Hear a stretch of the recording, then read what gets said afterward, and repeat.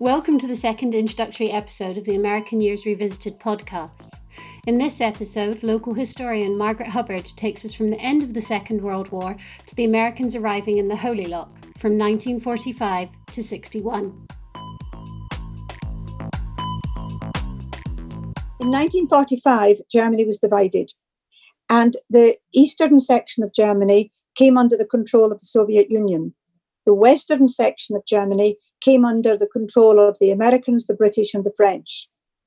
There was a problem with Berlin, because Berlin physically was in the east. And because Berlin was the capital of Germany and carried so much symbolism as that, it was unthinkable that the Western powers would allow that to come under the control of the Soviet Union. And so Berlin itself was then subdivided. There was East Berlin and there was West Berlin. East Berlin was under the control of East Germany and the Soviet Union, and West Berlin was under the control of the United Kingdom, the United States, and France. It was a flashpoint. And in 1948, that flashpoint ignited. What happened was that West Germany and West Berlin began to work with the Deutschmark. And in West Berlin, this was particularly the case because up until that point, the currency was the franc, the pound, and the dollar. So West Berlin was working on a uniform currency. East Berlin was working on the Ostmark, which was the East German mark. And what Stalin and East Germany wanted was the whole of Berlin to be on the Ostmark. West Berlin wouldn't countenance this. And so Stalin and East Germany blockaded it. They cut the electricity supplies and they blocked the roads and they blocked the rail. This was what was called the Berlin Blockade. Now, had the Western powers fought their way into Berlin to deal with this, it would have been another land war.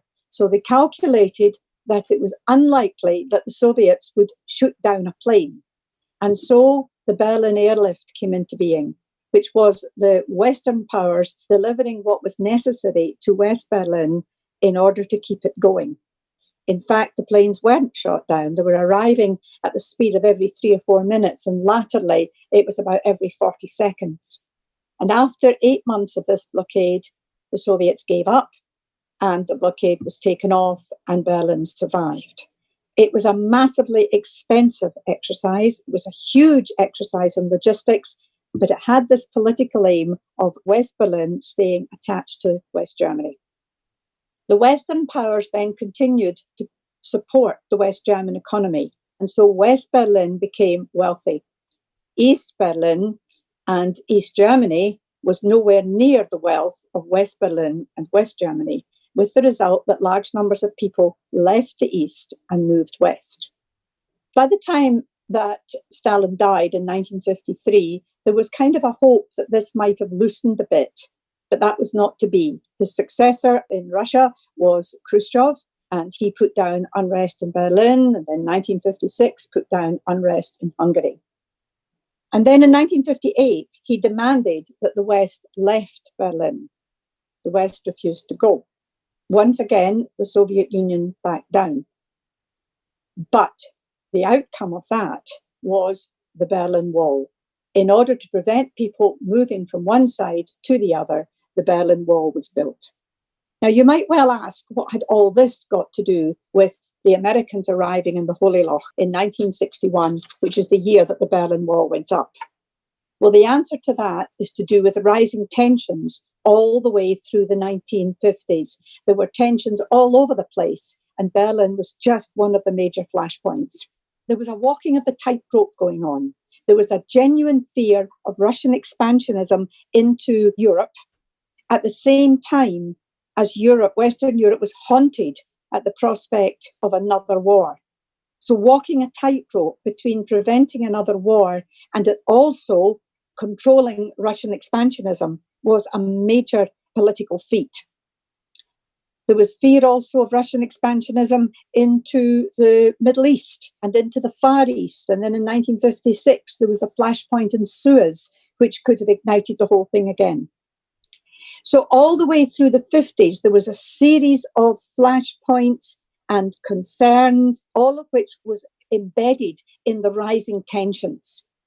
And then in 1960, a Soviet missile brought down an American-US reconnaissance plane over Russian airspace. And that made for a significant shift. Now, all of this was against the background of weaponry. All of this tension and flashpoints had behind it the issue of nuclear warfare. In 1945, the US had the atomic bomb. Now, Britain had been working on nuclear missiles from 1941, but the Americans had got ahead. And at the end of the war, they alone had atomic weaponry. Britain was working on an H-bomb, which would be delivered by H-bombers. Both the Americans and the British were working on a system where the bombs would be delivered by aircraft, as they had been during the Second World War. In 1949, the USSR exploded a uranium bomb in Kazakhstan, and that meant that they too became a nuclear power. So now the situation by the end of the 1940s into the early 50s was that there were two nuclear powers in the world, with Britain coming up behind. In 1957, amidst all this tension and all these flashpoints, there was a major event took place, which was that the USSR launched a Sputnik into space. If you could put a Sputnik into space, you could put a weapon into space. And that weapon could reach its target in 4 minutes. So the bombers and the bombs on the bombers were now obsolete because it took 30 minutes to be able to equip and launch a bomber.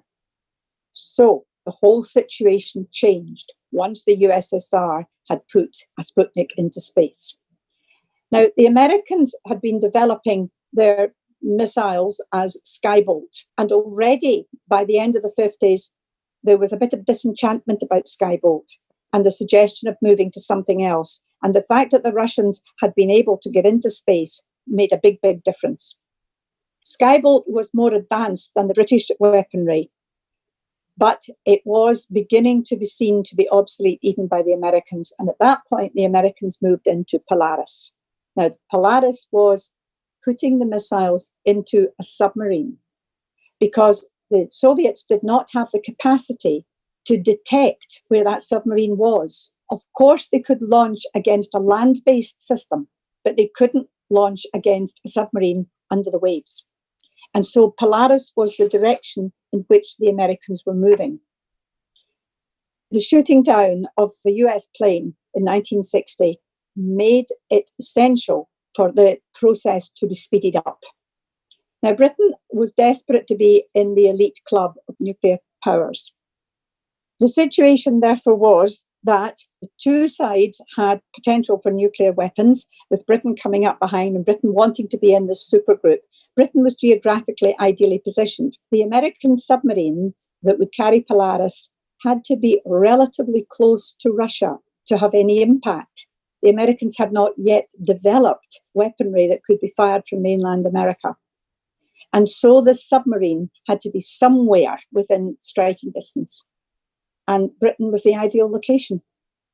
And because Britain wished to be in with this group, the negotiations began.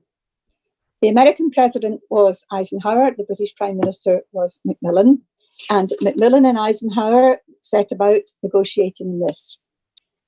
Macmillan wanted Polaris. Eisenhower was not prepared to give him it. But what he was prepared was to give the British Skybolt. In return for Skybolt, Britain would allow the Americans to put a base in British waters. And so the negotiations continued as to where this would be. Harold Macmillan wanted it at Loch Linnhe. Eisenhower wanted it on the Clyde. The reason that Eisenhower wanted it on the Clyde was threefold. First of all, he wanted it close to an airport, Prestwick. He wanted access to the Atlantic. It was easier to get to the Atlantic from the Clyde than it was to get from Loch Linnhe. And he wanted a town, big city, place for the American personnel to go, Glasgow. And so it was decided that it would be the Holy Loch. Macmillan agreed to the Holy Loch, trying to set his own terms. He wanted the UK to have joint right to the nuclear button. and also an agreement from the Americans that weapons would not be launched from British waters. Eisenhower agreed to the second condition, that if the weapons were going to be fired, they would not be fired from inside British territorial waters. But he did not agree to the first. Macmillan was desperate to remain in this group. He was desperate to get access to the knowledge that would come with Skybolt, and so he agreed. And so, with no prior parliamentary discussion, it was announced on November the 1st, 1960, that an American nuclear base would arrive on the Clyde. And 5 months later, that is exactly what happened, and the Holy Loch base came into being. That's it, folks. You were listening to Margaret Hubbard, and I have been Kate Simpson. Next week, we will begin to hear from some of the people whose lives were intrinsically bound up in the American years. Thank you for listening to the American Years podcast.